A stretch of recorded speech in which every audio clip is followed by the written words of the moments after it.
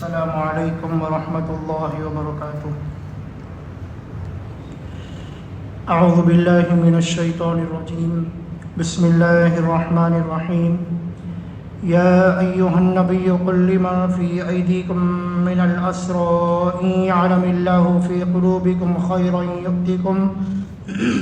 یؤتکم خیرا مما اخذ منکم ویغفر لکم واللہ غفور رحیم۔ وَإِن يُرِيدُوا خِيَانَتَكَ فَقَدْ خَانُوا اللَّهَ مِن قَبْلُ فَأَمْكَنَ مِنْهُمْ وَاللَّهُ عَلِيمٌ حَكِيمٌ۔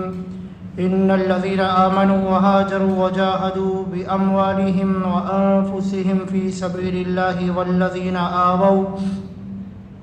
وَالَّذِينَ آوَوا وَنَصَرُوا أُولَئِكَ بَعْضُهُمْ أَوْلِيَاءُ بَعْضٍ والذین آمنوا ولم یہاجروا ما لکم من ولایتہم من شیء حتی یہاجروا وإن استنصروکم فی الدین فعلیکم النصر الا علی قوم بینکم وبینہم میثاق واللہ بما تعملون بصیر۔ والذین کفروا بعضهم اولیاء بعض الا تفعلوه تکن فتنة فی الارض وفساد کبیر۔ والذین آمنوا وهاجروا وجاهدوا في سبيل الله والذین آووا ونصروا أولئك هم المؤمنون حقا لهم مغفرة ورزق كريم۔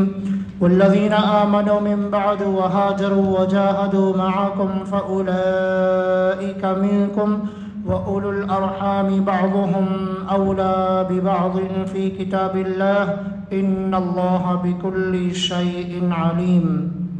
سورہ انفال کا سلسلہ چل رہا ہے اور سورہ انفال کا رکوع نمبر 6 اور رکوع نمبر 10 اور 10ویں پارے کا رکوع نمبر 6 آیت نمبر 70۔ پہلی آیت کا ترجمہ ہے، اے نبی آپ ان لوگوں سے فرما دیجئے جو آپ لوگوں کے ہاتھوں میں قیدی بن کر ہیں، اگر اللہ تبارک و تعالیٰ نے تمہارے دلوں میں خیر کو جان لیا تو تم کو اس سے بہتر عطا کرے گا جو تم سے لیا گیا ہے، اور تمہاری مغفرت کر دے گا، اور اللہ تعالیٰ معاف کرنے والا رحم کرنے والا ہے۔ گزشتہ آیتوں میں یہ بتایا گیا کہ میدان بدر میں جب جنگ ہوئی تو اس کے بعد جو قیدی پکڑے گئے ان کے تعلق سے مشورہ ہوا۔ مشورے میں یہ طے کیا گیا کہ ان کو فدیہ لے کر، ٹیکس لے کر ان کو چھوڑ دیا جائے اور ان کو موقع دیا جائے۔ پھر اس پر اللہ تبارک و تعالیٰ کی مرضی چونکہ شامل حال نہیں تھی، اس پر تنبیہ کی گئی۔ اب جو قیدی جن سے فدیہ لیا گیا ان لوگوں سے خطاب کیا جا رہا ہے کہ اے نبی ان سے فرمائیے کہ چونکہ یہ بات بہت مشہور ہو گئی تھی، بعد میں بھی جو ہے کہ مسلمان جو قیدی ہیں وہ بعد میں مسلمان ہو بھی گئے تو بھی ان سے فدیہ لیا گیا اور فدیہ لے کر ان کو چھوڑا گیا۔ تو فدیہ لینا، پیسے لینا، یہ ظاہر نظر میں ایسا معلوم ہو رہا تھا کہ گویا ایک قسم کی زبردستی ہے۔ اللہ تبارک و تعالیٰ نے یہاں پر حکم نازل فرمایا، ان لوگوں سے آپ فرمائیے کہ جو آپ کے ہاتھ میں قیدی بن کر آئے۔ اسرا جو ہے یہ اسیر سے ہے، اسیر کا معنی قیدی، تو اسرا جو ہے پلورل فارم میں ہے، من الاسرا، ان لوگوں سے جو قیدی بن کر ہیں، اگر اللہ نے ان کے دلوں میں خیر کو جان لیا۔ خیر کا مطلب یہاں پر ایمان ہے۔ اگر واقعتاً یہ لوگ ایمان لے آئے اور سچے دل سے مسلمان ہو گئے تو جو فدیہ کی رقم انہوں نے ادا کی ہے اس سے بہتر اللہ تبارک و تعالیٰ زندگی ہی میں ان کو خیر و برکت عطا فرما دیں گے۔ تو ہوا یہ تھا کہ بہت سے لوگ قیدی جو بن گئے تھے وہ لوگ بعد میں مسلمان ہوئے۔ لوگوں نے کہنا شروع کیا یہ ہم سامنے تو مسلمان بن رہے ہیں لیکن پتہ نہیں دل سے مسلمان ہے بھی یا نہیں، ہو سکتا ہے ہمارا ڈر کی وجہ سے مسلمان ہو گئے، بعد میں جا کر جب یہ مکہ چلے جائیں گے تو پھر اسلام سے پھر جائیں گے اور ہمارے خلاف جنگ کریں گے، کیونکہ یہ وہ لوگ تھے جو کفار اور مشرکین کی فوج میں تھے اور وہاں پر باقاعدہ ہتھیار انہوں نے اٹھایا تھا، مسلمانوں کے مقابلے کے لیے آئے تھے۔ اب جب یہ قیدی بن گئے ہیں، ہمارے ہاتھوں میں آ گئے ہیں، ہمارے قبضے میں آ گئے ہیں، اب ان کو ایسے ہی چھوڑ دینا یہ ایسا ہی ہے کہ دشمن ہاتھ میں آیا اور اس کو آزادی دے دی جائے، کل جا کر یہی شیر بن جائیں گے، پھر ہمارے ہی خلاف یہ ہتھیار اٹھائیں گے، ہم پر ہاتھ اٹھائیں گے۔ تو اس لیے لوگوں کے درمیان کشمکش کا ماحول تھا۔ جو مسلمان ہو رہے تھے ان پر لوگ شک کر رہے تھے کہ یہ واقعتاً مسلمان ہو بھی رہے ہیں یا دکھاوے کے طور پر مسلمان ہو رہے ہیں. تو اللہ تعالیٰ نے یہاں پر فرمایا کہ پہلی بات یہ کہ جو مسلمان ہو رہے ہیں ان کی بھی تسلی کر دی گئی. ان میں چونکہ حضرت عباس رضی اللہ تعالیٰ عنہ جو خود نبی کریم صلی اللہ علیہ وسلم کے چچا ہیں، حضرت عقیل رضی اللہ تعالیٰ عنہ جو حضرت علی رضی اللہ تعالیٰ عنہ کے بھائی ہیں، یہ وہ لوگ تھے جو اب تک دشمن کی صف میں تھے، کفار کی صف میں تھے، بعد میں یہ قیدی بنے. تو چونکہ ان لوگوں نے بھی اپنا فدیہ ادا کیا ہے تو ان کی بھی تسلی ہو جائے. اللہ تعالیٰ نے اس لیے حکم کو نازل فرمایا کہ اگرچہ 20 اوقیہ سونا لیا جا رہا ہے ایک ایک سپاہی کے بدلے، ایک ایک قیدی کے بدلے میں، تو یہ جو رقم دی جا رہی ہے یہ بڑی رقم ہے، لیکن اللہ تبارک و تعالیٰ اس سے بہتر تمہیں بدلہ عطا فرما دیں گے. اور ہوا بھی یہی. حضرت عباس رضی اللہ تعالیٰ عنہ خود فرماتے ہیں کہ اس وقت میں مجھے بڑا بھاری معلوم ہو رہا تھا کہ میں اتنا زیادہ فدیہ، میرا بھی فدیہ میں نے ادا کیا، حضرت عقیل رضی اللہ تعالیٰ عنہ اور ایک صحابی دونوں کا، تو تینوں لوگوں کا فدیہ حضرت عباس رضی اللہ تعالیٰ نے ادا کیا. انہوں نے فرمایا کہ اس وقت میں مجھ پر بڑا بھاری معلوم ہو رہا تھا، لیکن بعد میں اللہ تعالیٰ نے جب فتوحات کا دروازہ کھولا اور فتح مکہ ہو گیا، جب مسلمانوں کا دبدبا ہوا، تو میں نے اپنی آنکھوں سے دیکھا کہ اللہ تعالیٰ نے مجھے اتنا زیادہ نوازا اور اتنا مال میرے ہاتھ میں آیا. 20 اوقیہ سونا میں نے ادا کیا تھا، لیکن اللہ تعالیٰ نے مجھے 20 غلام ادا فرمائے، اور یہ 20 غلام الگ الگ شہروں میں میرا کاروبار کر رہے تھے، اور ہر غلام کے پاس 20,000 درہم سے زیادہ کا کاروبار میرا چل رہا تھا. تو اندازہ لگائیں ایک غلام پر 20,000 ہیں تو 20 غلاموں پر کتنے ہزار، اتنا زیادہ اللہ نے مجھے نوازا. اور تو یہ آیت میں جو اللہ نے وعدہ کیا ہے دنیا ہی کے اندر اللہ تبارک و تعالیٰ نے اس کی نظیر بھی پیش فرما دی، اور اس کا وعدہ صحابہ اکرام نے دیکھ لیا. ان یعلم اللہ فی قلوبکم خیرا، اگر اللہ تعالیٰ نے جان لیا تمہارے دلوں میں جو خیر اور بھلائی ہے. اب یہاں پر سوال یہ پیدا ہوتا ہے اللہ نے یہ کیوں فرمایا؟ اگر اللہ نے جان لیا، اللہ تو ویسے ہی جانتے ہیں.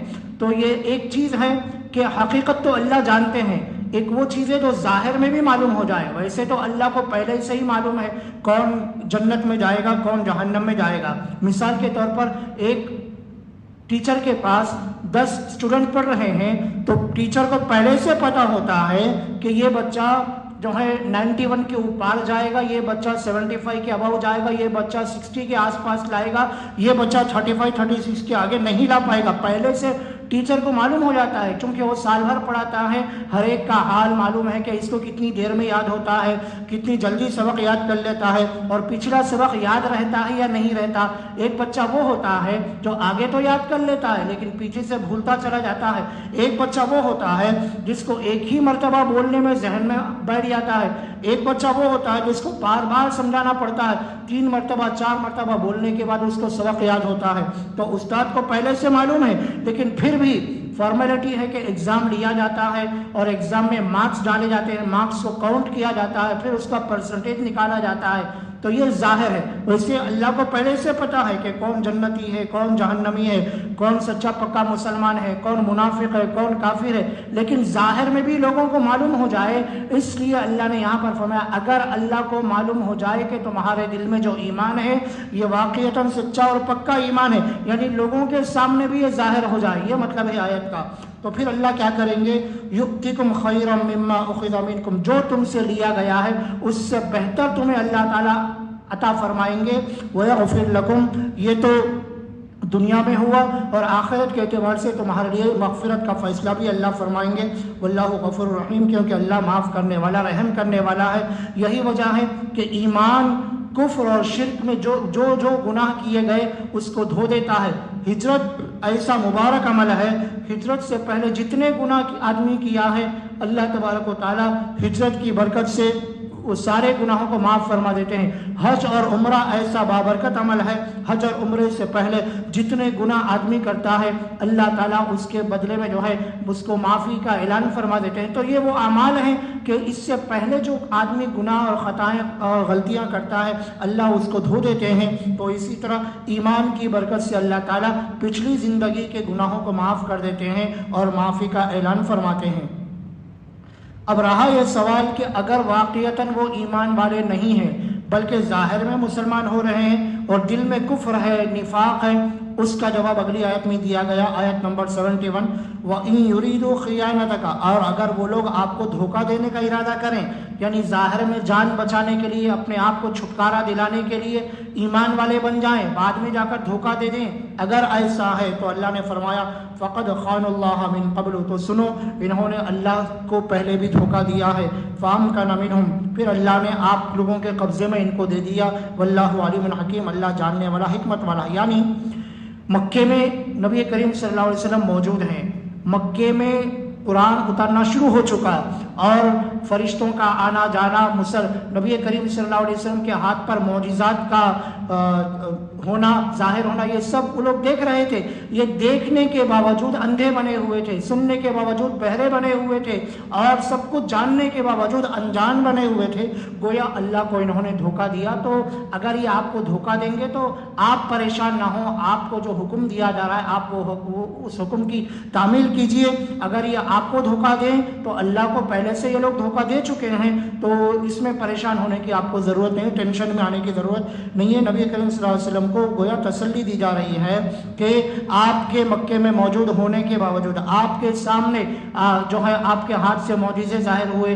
نبی کریم صلی اللہ علیہ وسلم مجلس میں بیٹھے ہوئے ہیں، ایک درخت زمین چیرتے ہوئے آیا، جھک کر سلام کیا اور واپس اپنی جگہ پر جا کر کھڑا ہو گیا۔ یہ کیا تھا؟ ایک معجزہ تھا۔ اسی طرح نبی کریم صلی اللہ علیہ وسلم راستے سے جا رہے ہیں، جھاڑ آپ کو سلام کرتے، کنکریاں آپ کو سلام کرتی، پتھروں سے السلام علیکم یا نبی اللہ یا رسول اللہ کی آواز آتی، اور یہ آوازیں کیا تھی؟ یہ سب ایک معجزہ تھا کہ یہ معمولی شخصیت نہیں ہے، یہ اللہ کے پیغمبر ہیں، اللہ کے نبی ہیں۔ یہ معجزے کافی تھے۔ شق القمر کا جو واقعہ ہے کہ چاند کے 2 ٹکڑے ہوئے، یہ ان کے سامنے معجزہ ہوا۔ مکے میں رہتے ہوئے معراج کا سفر کرایا گیا، اور ایک رات میں اتنا لمبا سفر کر کے واپس آ جانا یہ کوئی عام آدمی نہیں کر سکتا۔ یہ ساری وہ چیزیں ہیں کہ جو ماننے والے کے لیے، جو سچی تڑپ اور لگن رکھتا ہے، اس کے لیے ایمان لانے کے لیے کافی ہے۔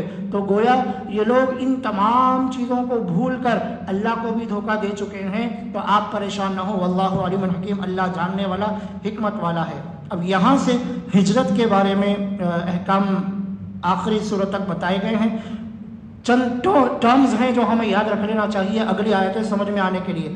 سب سے پہلی چیز ہے ہجرت۔ ہجرت کا معنی ہے مائگریشن، ہجرت کرنا، ایک مقام کو چھوڑ کر دوسرے مقام پر چلے جانا، مکمل چلے جانا، اور یہاں سے گویا اپنی وراثت، اپنا گھر بار، سب خاندان، سب کو چھوڑ کر دوسرے شہر کو منتقل ہو جانا، اس کو ہجرت کہتے ہیں۔ جو ہجرت کرنے والے ہیں اس کو مہاجر کہتے ہیں۔ اگر ایک رہے تو مہاجر ہے، ایک سے زیادہ رہیں تو مہاجرین ہیں۔ اب جو لوگ مکے سے مدینہ منورہ ہجرت کر کے گئے، وہاں پر جن لوگوں نے ساتھ دیا ان کو انصار کہا جاتا ہے۔ ایک ہے تو انصاری ہے، ایک سے زیادہ رہے تو انصار۔ انصار نصرت سے نکلا ہے، نصرت کا معنی مدد۔ تو جیسے کہتے ہیں کہ اللہ کی نصرت آپ کے ساتھ ہے، نصر من اللہ وفتح قریب، اللہ کی نصرت اور فتح جو ہے قریب ہے۔ تو نصرت سے انصاری نکلا، ایک رہے تو انصاری، ایک سے زیادہ رہے تو انصار۔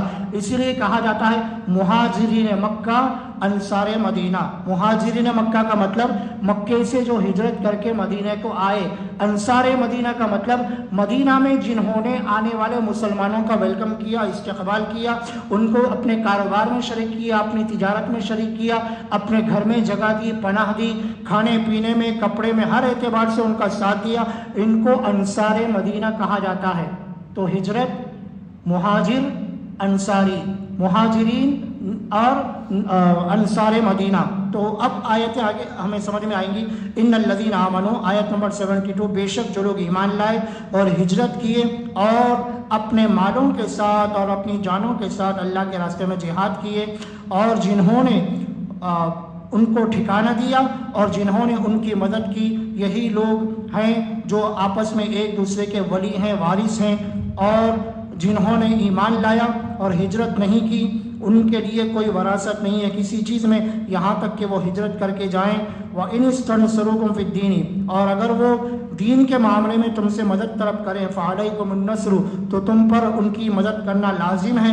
इल्ला अला कौमिन बैनकुम, हाँ ये एक सूरत मुस्तस्ना है, किसी कौम के दरमियान और तुम्हारे दरमियान अगर पहले से कोई मीसाक हो, कोई मुआहदा हो जाए, कोई एग्रीमेंट हो जाए, अलग बात है। वल्लाहु बिमा तामलून बसीर, और जो कुछ तुम करते हो अल्लाह ताला उससे बाखबर है।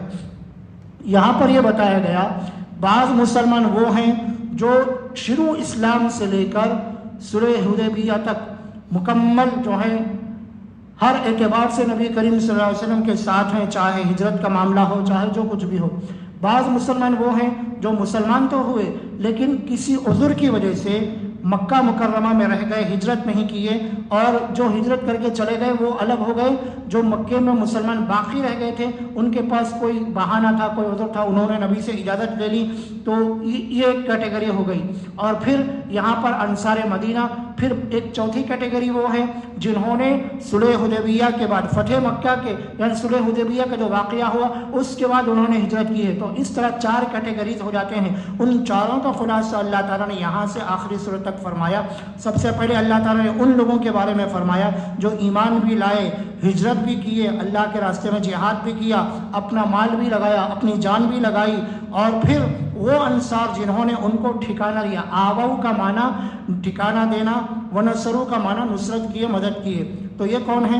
उलाइका बाज़ुहुम औलियाउ बाज़, ये आपस में एक दूसरे के वारिस बन जाएंगे। असल में ये हुक्म हंगामी सूरत हाल का था, बाद में सूरत की आखिरी आयत जो है उसमें ये बाद में चेंज हो गया और इसका हुक्म बाकी नहीं है। यहाँ से जो मुहाजिरीन मदीना को गए, नबी करीम सल्लल्लाहु अलैहि वसल्लम ने उनका आपस में भाईचारा कराया, मुआखात कराया, और आपने नाम लेकर फरमाया कि ये मुहाजिर और ये जो मदीना के रहने वाले ये आपस में भाई भाई हैं। तो मुआखात कराना, भाईचारा कराना, आपने जैसे जैसे नाम लिया वैसे वैसे अंसार मदीना ने साथ दिया और अपने मुहाजिर भाई को बराबर का शरीक माना। यहाँ तक कि वरासत के अंदर भी उनके दरमियान तकसीम कराई गई कि अगर मक्के से आने वाला मुहाजिर का इंतकाल हो जाए या शहीद हो जाए तो इनका माल उन अंसारी को दिया जाएगा जिन्होंने इनको घर में पनाह दी है। इसी तरह इसका उल्टा कि अगर जिन्होंने पनाह दी उनका इंतकाल हो जाए तो उनके माल में आने वाले मुहाजिर भाई का भी हिस्सा लगाया जाएगा। बाद में जब मक्का फतह हो गया तो ये हुक्म मनसूख हो गया और आज वो हुक्म बाकी नहीं है। तो कुछ वक्त तक के लिए अल्लाह तबारक व तआला ने आपस में वरासत की तकसीम का भी हुक्म लागू फरमाया था। वजह ये थी कि इनके दरमियान ऐसा भाईचारा हो जाए जैसे माँ बाप के इंतकाल के बाद भाई बहनों की वरासत आपस में ज़रूर एक दूसरे को मिलती है, इस तरह मुहाजिर और अंसार के दरमियान ऐसा मामला हो जाए और ऐसे एक दूसरे के साथ घुल मिल जाएं कि एक के इंतकाल के बाद एक कमाल एक दूसरे को काम आ जाए। गोया हकीकत में खून के भाई और सगे भाइयों की तरह इनका आपस में रिश्ता हो और ऐसा मामला हो जाए, इस तरह मुआखात हो जाए। तो हंगामी सूरत हाल के लिए अल्लाह तबारक व तआला ने इन लोगों को आपस में वारिस बना दिया था। तो उसका हुक्म यहाँ पर बयान किया गया। जो हिजरत भी किए तो हिजरत की वजह से अल्लाह तबारक व तआला ने अंसार मदीना और मुहाजिरीन मक्का को आपस में वारिस बनाया, एक दूसरे के माल का वारिस बनाया अगर शहीद हो जाए या इंतकाल हो जाए। और अंसार मदीना ने ज़बरदस्त साथ दिया, यहाँ तक कि अगर किसी के 2 खेत हैं तो अंसार मदीना ने कहा मुझे 1 खेत काफ़ी है, 1 खेत आप रख लीजिए, मेरे पास 2 बाग हैं, 1 बाग मेरे लिए काफ़ी है, 1 बाग आप रख लीजिए। तो इतना ज़्यादा इस्लाम के लिए कुर्बानी देना और अपने आप अपना माल पेश करना, अपना घर पेश करना, ये जो है अपनी मिसाल आप है, ऐसा वाक़या तारीख़ में ढूंढने से भी नहीं मिलता। इसीलिए उनका नाम क़यामत तक अंसार मदीना पड़ गया। अंसार यानी इस्लाम की मदद करने वाले, मुहाजिरीन की मदद करने वाले सहाबा इकराम, और उनके बड़े फ़ज़ाइल भी जो है अहादीस मुबारक के अंदर बयान फरमाए गए हैं। तो वनसरू जिन्होंने मदद की या आपस में एक दूसरे के वारिस हैं और एक दूसरे के वली हैं। अगला टुकड़ा है वल्लज़ीना आमनू, जो ईमान लाए, वलम युहाजिरू, ईमान लाने के बाद इन्होंने हिजरत नहीं की बल्कि किसी मसलहत की वजह से, कोई उज़्र और बहाने की वजह से वहीं पर रह गए। मा लकुम मिन वलायतिहिम मिन शै, इनके आपस में कोई वरासत नहीं होगी यहाँ तक कि हिजरत करें। अगर ये भी हिजरत कर लेते हैं तो फिर ये भी जाकर किसी के अंसार के भाई बन जाएंगे, फिर इनके दरमियान भी जो है वरासत का मसला चालू हो जाएगा। लेकिन एक अल्लाह ताला ने इस्तिस्नाई सूरत ये रखी कि मक्के में जो मुसलमान बाकी रह गए हैं अगर कभी वो मदद को पुकारें تو یہاں کے مدینہ میں رہنے والے مسلمانوں کو چاہیے کہ وہ ان کی مدد کریں. وَإِنِ اسْتَنْصَرُوكُمْ، اگر وہ مدد کے لیے پکاریں، مدد طلب کریں، پھر دین کے معاملے میں، فَعَلَيْكُمُ النَّصْرُ، یہ مت سمجھو وہ تو ہجرت کر کے نہیں آئے، ان کی ہم کیوں مدد کریں، ایسا نہیں ہوگا. بلکہ مدد کے لیے جب وہ آواز لگائی جائے تو ضرور ان کی تم کو مدد کرنا پڑے گا. ہاں ایک صورت یہ ہے کہ اگر پہلے سے اگریمنٹ ہو جائے، اور یہی ہوا صلح حدیبیہ میں. صلح حدیبیہ جب نبی کریم صلی اللہ علیہ وسلم نے خواب میں دیکھا کہ آپ صحابہ کرام کے ساتھ عمرے کے سفر پر تشریف لے جا رہے ہیں، آپ نے فجر کی نماز کے بعد صحابہ سے اپنے خواب بیان کیا. صحابہ کرام نے چونکہ مدینہ میں رہ کر مکے کو جا کر بہت دن ہو گئے تھے، تو ان کے دل میں اشتیاق ہوا کہ چلو ہم بھی سفر کا ارادہ کرتے ہیں. سب لوگ تیاری کیے گئے، حدیبیہ کے مقام پر پڑاؤ ڈالا. مکے والوں نے آنے کی اجازت نہیں دی اور وہیں سے واپس کر دیا. صلح حدیبیہ کے اندر یہ صلح ہوئی اور یہ شرائط رکھے گئے جو ظاہر میں مسلمانوں کو دبایا گیا. عمر فاروق رضی اللہ تعالیٰ نے عرض بھی کیا، یا رسول اللہ کیا وجہ ہے ہم ان کی باتوں کو، شرطوں کو کیوں مانیں، کیوں دبیں؟ آپ اجازت دیجیے، ابھی جا کر ان سے قتال کریں گے، جنگ کریں گے. نبی کریم صلی اللہ علیہ وسلم نے ارشاد فرمایا، اے عمر یہ جوش میں آنے کا وقت نہیں ہے، بلکہ نبی کریم صلی اللہ علیہ وسلم یہ دیکھ رہے تھے کہ آگے چل کر یہی صلح حدیبیہ اسلام کے لیے فتح کا دروازہ کھولے گی، اور ویسا ہی ہوا. تو صلح حدیبیہ میں یہ شرط لگائی گئی، مکے سے جو کوئی مسلمان بن کر مدینہ کو جائے گا، مدینے والے وہاں پر اس کو رہنے نہیں دیں گے، بلکہ اس کو واپس کر دیا جائے گا. اسی طرح اگر ہمارا آدمی کوئی آپ کے پاس جائے تو آپ ان کو قیدی نہیں بنا سکتے، آپ ان کو واپس بھیج دیں گے. تو یہ چیزیں معاہدے میں تھیں، ظاہر میں مسلمانوں کو دبایا گیا. اسی طرح حضرت ابو جندل رضی اللہ تعالیٰ عنہ مسلمان ہوئے اور کفار سے بچتے بچاتے مدینہ پہنچ گئے. مدینہ پہنچنے کے بعد سرکار دو عالم صلی اللہ علیہ وسلم کی خدمت میں حاضر ہوئے اور عرض کیا، یا رسول اللہ مکے والوں نے بہت ظلم کیا، میں ان سے بچتے بچاتے آ گیا. اب یہاں پر امتحان لیا گیا، آزمائش ہوئی کہ مسلمان کفار سے بچ کر مکے سے نکلے، مدینہ میں آ گئے. اب ہونا یہ چاہیے تھا کہ نبی کریم صلی اللہ علیہ وسلم ان کو ٹھکانہ دیتے، لیکن آپ کو وعدہ یاد آیا. وعدے میں یہ لکھا گیا تھا، اگر ہمارا کوئی آدمی آپ کے پاس آئے، آپ اس کو ٹھکانہ نہیں دے سکتے، اس کو واپس کرنا پڑے گا. بدرجہ مجبوری نبی کریم صلی اللہ علیہ وسلم نے ان کو واپس کر دیا اور یہ فرمایا کہ صبر کرو، اللہ تعالیٰ آزمائش لے رہے ہیں، ان قریب تمہیں اللہ کی مدد آئے گی. ان کو کفار کے حوالے کر دیا گیا. سارے مسلمان اس سے بہت غمزدہ تھے، رنجیدہ تھے کہ ہمارے ساتھ ہمارا بھائی آیا، اسلام لے کر آیا، لیکن چونکہ معاہدہ ہے، ایگریمنٹ ہے، تو آپ نے فرمایا جب ایک مرتبہ وعدہ کر لیا جاتا ہے، وعدے کے خلاف میں نہیں کر سکتا، چاہے اس میں سامنے والا مسلمان بن کر آئے. تو آپ نے ان کو واپس کیا. لیکن یہی وہ چیزیں ہیں جو بعد میں چل کر بہت سے لوگوں کو مسلمان ہونے پر مجبور کرنے لگی کہ یہ کیسا مذہب ہے جو اگرچہ آپ چاہتے تو ان کو پناہ دے سکتے تھے اور آنے والے لوگوں کا مقابلہ کر سکتے تھے، لیکن آپ نے فرمایا ایسا نہیں ہو سکتا. جب ایک مرتبہ اگریمنٹ ہو گیا اور اگریمنٹ پر دستخط ہو گئی، مہر لگا دی گئی اور آپس میں معاہدہ ہو گیا، وعدہ لے لیا گیا، تو وعدے کو پورا کرنا یہ لازم ہے، ضروری ہے.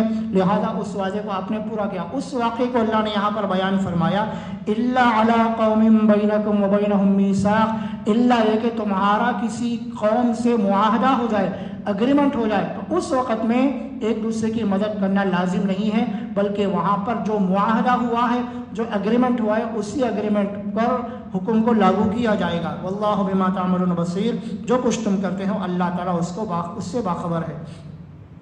والذین کفروا بعضهم اولیاء بعض، آیت نمبر 73. جو کافر ہیں وہ آپس میں ایک دوسرے کے ولی ہیں، وہ آپس میں ایک دوسرے کی مدد کرتے ہیں.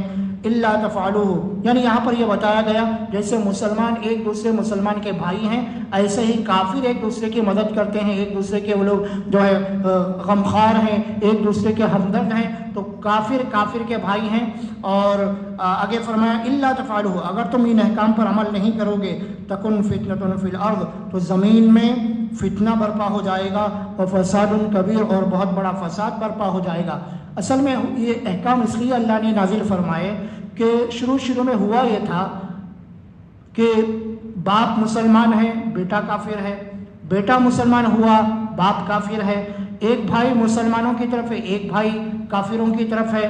تو آپس میں جب وراثت اور میراث کی تقسیم کا معاملہ آ جائے گا، اس وقت میں کیا کیا حکم ہوگا کہ اسلام میں حکم یہ ہے کہ کافر کے مال کا مسلمان وارث نہیں بن سکتا، اسی طرح مسلمان کے مال کا کافر وارث نہیں بن سکتا۔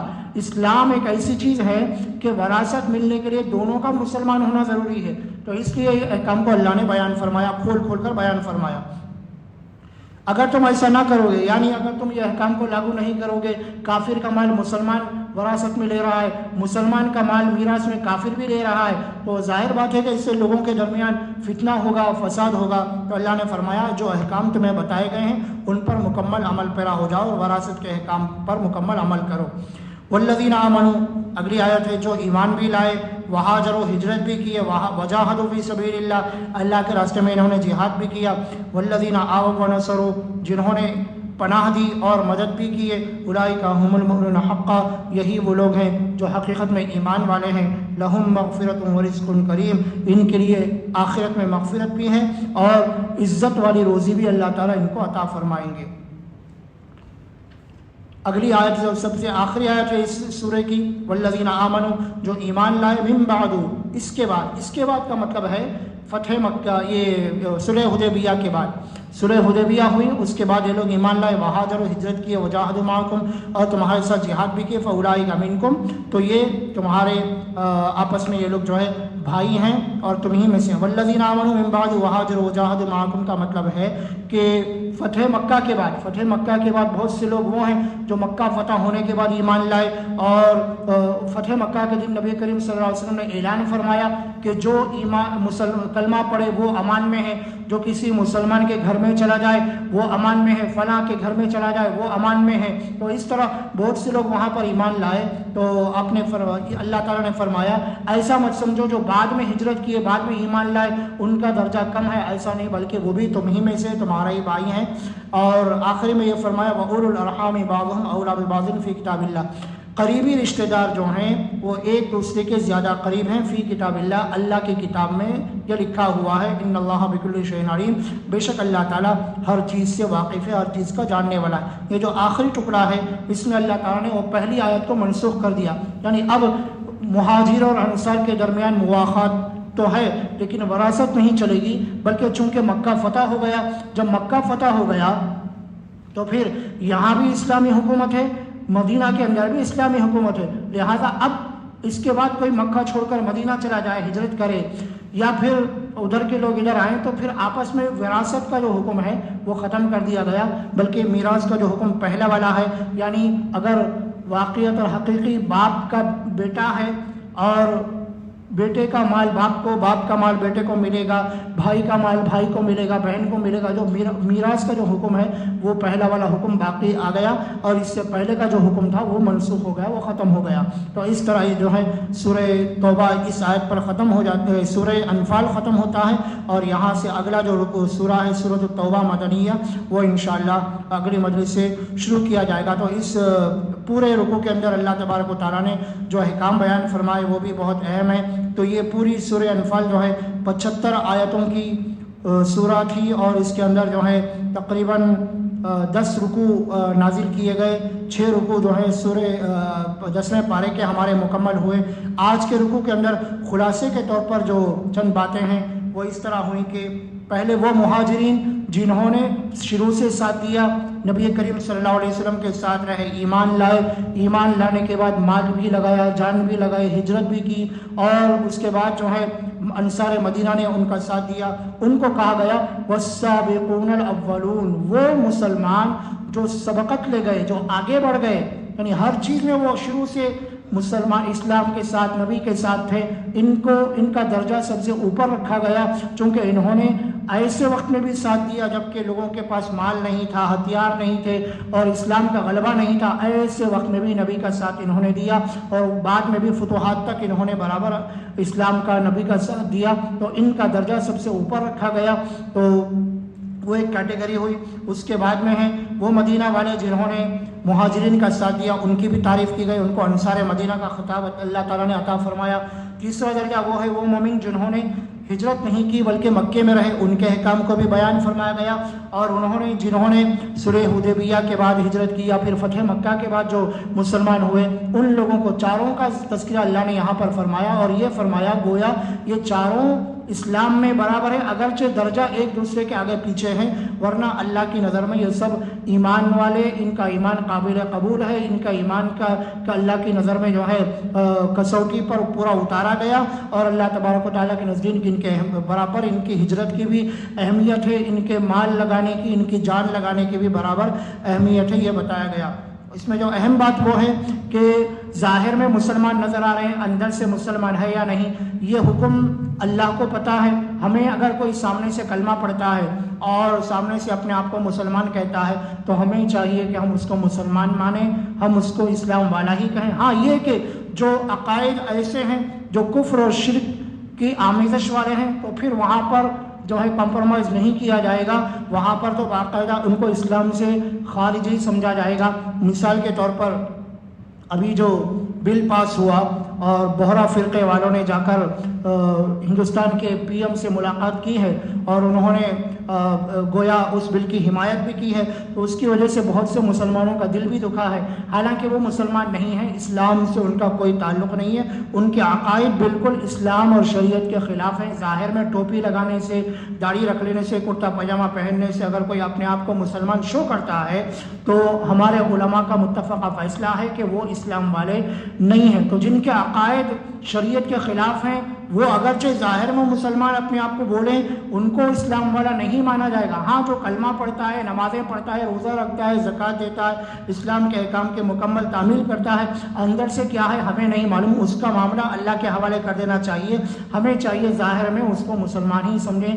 یہ بھی جو ہے اس رکوع کی پہلی آیت سے ہمیں سمجھ میں آیا۔ پھر اس کے بعد اللہ تعالیٰ نے وراثت کے احکام کو بتایا، مہاجرین اور انصار کو آپس میں وارث بنایا، اگرچہ بعد میں اس حکم کو منسوخ کر دیا گیا، یہ بھی اس سے معلوم ہوا۔ اور ہجرت میں جو پہل کیے اللہ نے ان کی تعریف فرمائی، والسابقون الاولون۔ اسی طرح آج بھی حکم یہ ہے کہ کوئی اگر نیک کام میں پہل کرے گا اس کو زیادہ ثواب ملے گا۔ مثال کے طور پر اگر کسی کی مدد کرنا ہے تو مدد کرنے میں اگر میں اپنے مال کو دکھا کر خرچ کر رہا ہوں تو میری نظر یہ ہے، میری نیت یہ ہے مجھے دیکھ کر دوسرے بھی دینے والے بن جائیں، تو چونکہ میں نے پہل کی ہے اور مجھے دیکھ کر 10 لوگوں نے مدد کی ہے تو اس کا سب کا دینے کا ثواب اللہ تعالیٰ ڈبل جو ہے پہلے جس کی کیا ہے اس کو زیادہ عطا فرمائیں گے، کیونکہ اس کو دیکھ کر وہ عمل کیا ہے۔ میں نماز کو آ رہا ہوں، آتے آتے میں کسی کو دعوت دے کر آؤں کہ چلو نماز کو آ جاؤ، تو مجھے بھی میری نماز کا ثواب ملے گا، میری وجہ سے جو نماز کو آیا اس کا بھی ثواب اللہ تعالیٰ اس کو بھی دیں گے اور مجھے ڈبل نماز کا ثواب مل جائے گا۔ تو جو کوئی پہل کرتا ہے نیک کام میں، اچھے کام میں، اللہ تعالیٰ اس کو جو ہے بہت زیادہ اہمیت کی نظر سے دیکھتے ہیں اور اس کا درجہ بڑھا دیتے ہیں۔ یہ بھی جو ہے ان آیتوں سے ہمیں پتہ چلتا ہے۔ پھر آخری میں ایگریمنٹ کے بارے میں بھی پتہ چلتا ہے کہ اگر تمہارے درمیان کوئی معاہدہ ہو جائے، کسی سے تم وعدہ کر لو، ایگریمنٹ ہو جائے تو اس ایگریمنٹ کے خلاف نہیں کرنا ہے، وعدہ خلافی نہیں کرنا ہے۔ یہ سچے اور پکے مومن و مسلمان کی نشانی ہے۔ منافق کی نشانیوں میں یہ آیا ہے کہ منافق جھوٹ بولتا ہے، وعدہ خلافی کرتا ہے، اور جب امانت رکھی جائے تو امانت میں خیانت کرتا ہے۔ تو مسلمانوں کو چاہیے ان چیزوں سے پرہیز کریں۔ تو سورہ انفال کے اندر جو ہے شروع سے آخر تک غزوات کے بارے میں آیا اور جہاد کے بارے میں احکام کو اللہ نے بتایا، اور اس کے درمیان میں جو مال تقسیم ہوگا، یعنی غنیمت کا جو مال دشمن سے قبضہ کیا جائے گا تو اس پر کیا حکم لاگو ہوں گے، یہ سارے احکام ہمارے سامنے آئے۔ اور اس کے بعد میں جو ہے وَاعْلَمُوا، جب 10واں پارہ شروع ہوتا ہے وہاں پر غنیمت کی تقسیم کو اللہ نے بتایا۔ پھر میدان بدر، جنگ بدر جو اسلام کی پہلی جنگ ہے، الگ الگ انداز سے اللہ نے تفصیل سے اس کو اس سورہ کے اندر بیان فرمایا، اور آخر میں وراثت کے احکام مختصراً بیان فرمائے، ہجرت کی تعریف فرمائی، اور اس طرح جو ہے اس سورہ میں بہت سے احکام ہمیں معلوم ہوئے۔ ایک چیز جو چھوٹ گئی ہے وہ یہ، اگر تم سے مدد طلب کریں دین کے معاملے میں تو تمہیں چاہیے کہ تم ان کی مدد کرو۔ یہ آیت آج حالات پر صادق آتی ہے۔ آج ہم دیکھیں گے کہ جو بل پاس ہوا ہے، وقف ترمیمی بل اور وقف امینڈمنٹ بل جو پاس ہوا ہے، یہ سراسر شریعت کے خلاف، اسلام کے خلاف ہے۔ ہمارے بھولے بھالے بعض مسلمان وہ ہیں جو حکومت کی باتوں میں آ جاتے ہیں، اور حکومت جو کہہ رہی ہے کہ اصل میں یہ بل جو ہے یہ غریب مسلمانوں کو فائدہ دینے کے لیے ہم لائے ہیں، چونکہ مالدار جو اوقاف کے مالک ہیں وہ کم کرایہ دیتے ہیں، لہذا ہم ان سے لے کر آپ کو دیں گے۔ تو یہ وہی بات ہو گئی کہ شیر اگر بکری سے یہ کہے کہ گرمی میں دھوپ میں آپ آئے ہو، میرے گفا میں ٹھنڈا پانی رکھا ہوا ہے، وہ آ کر آپ ٹھنڈا پانی پی لو۔ کوئی اگر یہ کہے کہ بیچارہ شیر کتنا رحم دل ہو گیا، وہ بکری کو ٹھنڈا پانی پلا رہا ہے، تو عقل مند یہی کہے گا جیسے ہی وہ بکری گفا میں جائے گا اس پر حملہ کر دے گا۔ ٹھنڈا پانی جو ہے یہ صرف جو ہے ظاہر میں تسلی دینے کے لیے۔ تو یہ جو مسلمانوں کو چکنی چپڑی باتیں کر کے ان کو ورغلانے اور ان کے ذہن کو اپنی طرف کرنے کی باتیں ہیں، سب سے پہلی بات سارے مسلمانوں کا گول اور مقصد ایک ہونا چاہیے کہ ہم سب مل کر، چاہے ہمارا مسلک جو بھی ہو، ایک پلیٹ فارم پر آئیں گے۔ کسی بھی صورت میں یہ بل ہمیں منظور نہیں ہے، کیونکہ یہ سراسر ہماری مسجدوں کے خلاف ہے، ہماری شریعت کے خلاف ہے، ہمارے اوقاف کے خلاف ہے۔ وقف کا مطلب یہ ہے کہ ایک مرتبہ جس نے کوئی زمین وقف کر دی اس کے بعد وہ خود بھی اس کا مالک نہیں رہتا۔ وقف کا مطلب یہ ہے، اگر میں نے یہ کہا میری 100 گز زمین ہے، یہ اللہ کے نام پر وقف ہے، میرا یہ جملہ نکال دینا، اگلے سیکنڈ سے میں اس زمین کا مالک نہیں ہوں، وہ اللہ کی زمین ہو جاتی ہے۔ تو ہماری مسجدیں، ہماری خانقاہیں وغیرہ، ہمارے مدرسے، یہ سب کیا ہیں؟ وقف کی زمینیں ہیں، وقف کی چیزیں ہیں، یہ سب اللہ کے حوالے ہو جاتے ہیں۔ لہذا ان کے اوپر نظر رکھنا اور پھر ان سے آنے والی آمدنی کے اوپر لالچ کی نظر رکھنا، یہ سب حکومت کے کارنامے ہیں جو مسلمانوں کی آمدنی، مسلمانوں کے اوقاف پر ناجائز قبضہ کرنا چاہتی ہے۔ تو ایسی صورت میں آج جو آیت پڑھی گئی وَإِنِ اسْتَنْصَرُوكُمْ فِي الدِّينِ، دین کے معاملے میں اگر تم سے مدد طلب کی جائے تو تمہیں چاہیے کہ تم مدد کرو۔ تو یہ آج ہمارے اوپر صادق آتی ہے۔ ہمیں کیا کرنا ہے؟ ہمیں یہ کرنا ہے کہ ہمارے جو اکابر ہیں، ہمارے جو علماء ہیں، ہمارے جو مفتیان اکرام ہیں، وہ ہمارے جو بڑے ہیں وہ جو کہیں وہ عمل کرنا ہے، احتجاج کرنا ہے۔ قانون کے دائرے میں رہتے ہوئے ہم احتجاج کریں گے۔ ایک جگہ پر جمع ہونے کے لیے کہا جائے تو ہم ضرور جمع ہوں گے۔ یہ ہمارا وقت نکالنا، ہمارا پروٹیسٹ کرنا، ہمارا حصہ لینا، یہ سوشل میڈیا کے ذریعے ہو یا اپنے بیانوں کے ذریعے ہو، یہ سب دین کی مدد کرنے میں شامل حال کیا جائے گا۔ اسی طرح فلسطین کا مسئلہ ہے، فلسطین کے مسئلے میں ہم کیا کر سکتے ہیں؟ فلسطین جا کر ہم تو مدد نہیں کر سکتے چونکہ بارڈر ہے اور آپ کو جانے نہیں دیا جائے گا، وہاں کے معصوم بچے بھوک سے بلک رہے ہیں، ہم جا کر ان کو کھانا نہیں پہنچا سکتے، وہ پیاسے ہیں اور صاف و شفاف پانی ان کو پینے کے لیے نہیں ہے، ہم یہاں سے ان کو پانی سپلائی نہیں کر سکتے۔ تو مدد کرنے کی کیا صورت ہے؟ مدد کرنے کی صورت یہ ہے ان کا بائیکاٹ کیا جائے جو ان کے خلاف ہتھیار اٹھا رہے ہیں۔ اسرائیلی پروڈکٹس کا مثال کے طور پر جو ان کے پروڈکٹس ہیں، پیپسی ہے، اسپرائٹ ہے، جو ان کے جو چیزیں ہیں، فانٹا ہے، ان تمام چیزوں پر روک لگائی جائے اور کوئی بھی مسلمان ان کے کاروبار میں حصہ نہ لے، اپنی دکانوں میں اور اپنی تجارت کے مراکز میں ان لوگوں کا بالکل بائیکاٹ کیا جائے۔ اس سے فائدہ کیا ہوگا؟ فائدہ ہوگا نہیں ہوگا اللہ کو معلوم ہے، لیکن کم سے کم ہمارا نام ان لوگوں کی لسٹ میں آئے گا جو دشمن کے خلاف کچھ نہ کچھ جتنا ہم سے ہو سکا وہ ہم کرنے والے بنے ہیں۔ کیونکہ لوگ یہ کہتے ہیں کہ اس سے فائدہ، اور ایک سوال یہ آتا ہے پھر سوشل میڈیا بھی ان کا ہے، یوٹیوب بھی ان کا ہے، واٹس ایپ بھی ان کا ہے، فیس بک بھی ان کا ہے، وہ کیوں بند نہیں کرتے؟ تو وہ جو ہے وہ پروڈکٹ نہیں ہے، وہ ہتھیار ہے، ہتھیار کو بند نہیں کر سکتے۔ مثال کے طور پر اگر کوئی گن ہے اور ہندوستان کے لوگ بولیں کہ چونکہ یہ گن انگلینڈ سے آئی ہے اور انگلینڈ ہمارا دشمن ہے، ہم اس گن کو استعمال نہیں کریں گے، تو یہ تو بے وقوفی کی بات ہے۔ تو آج جو سوشل میڈیا ہے، یوٹیوب وغیرہ ہے، یہ ایک ہتھیار کے طور پر ہے۔ کیوں؟ اس لیے ہے کہ ہم اسی پلیٹ فارم پر ان کے خلاف مواد بھی ڈال سکتے ہیں، ہمارا بیان اپلوڈ کر سکتے ہیں، ہمارا پروٹیسٹ اس کے اوپر ڈال سکتے ہیں۔ تو اس چیز کو اس چیز سے نہ ملایا جائے۔ یہ جو ہتھیار کی باتیں ہیں یہ الگ ہیں، اور جو استعمال کی چیزیں ہیں، کولڈ ڈرنکس ہیں، کھانے کی چیزیں ہیں، یہ الگ ہیں، صابن ہے، شیمپو ہے، جو ہمارے روزمرہ استعمال کی چیزیں ہیں۔ تو ان لوگوں کے پروڈکٹس کو اگر ہم بائیکاٹ کریں گے تو انشاءاللہ ان کی کمر ٹوٹے گی اور پھر ان کو احساس ہوگا، اور پھر اس کے ذریعے جو ہے دین کی مدد کرنے والوں میں ہم شامل ہوں گے۔ تو آج کی آیت کا جو ٹکڑا ہے وہ آج کے حالات پر بھی صادق ہوتا ہے۔ تو ہم مسلمانوں کو چاہیے ہمارے غزہ اور فلسطینی بھائی بہنوں کی مدد کے لیے اسرائیل کے پروڈکٹس کا سوشل بائیکاٹ کریں، اور ایسے مراکز جہاں پر ان کے پروڈکٹس کو بیچا جاتا ہے ان سے ادب و احترام سے بولیں کہ بھائی صاحب بند کر دیجئے، تاکہ اللہ کی ذات پر بھروسہ رکھیے، اللہ جیسے پہلے آپ کو کھلا رہا تھا آئندہ بھی اللہ آپ کو کھلائے گا۔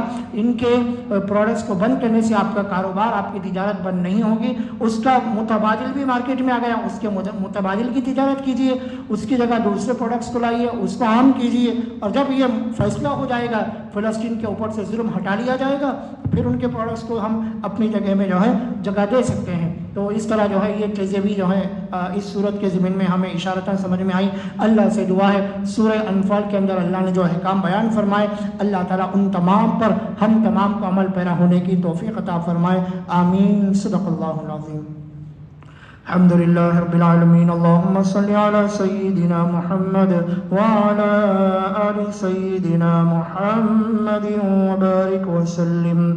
ربنا ظلمنا أنفسنا وإن لم تغفر لنا وترحمنا لنكونن من الخاسرين۔ ربنا آتنا في الدنيا حسنة وفي الآخرة حسنة وقنا عذاب النار۔ سمعنا وأطعنا غفرانك ربنا وإليك المصير۔ اللهم انفعنا بالقرآن العظيم وارفعنا بالآيات والذكر الحكيم۔ اللهم احفظنا من كل بلاء الدنيا وعذاب الآخرة۔ صل يا رب على النبي سيدنا محمد وآله وأصحابه أجمعين، والحمد لله رب العالمين۔ سبحان الله بحمده، سبحانك اللهم وبحمدك، نشهد أن لا إله إلا أنت، نستغفرك ونتوب إليك۔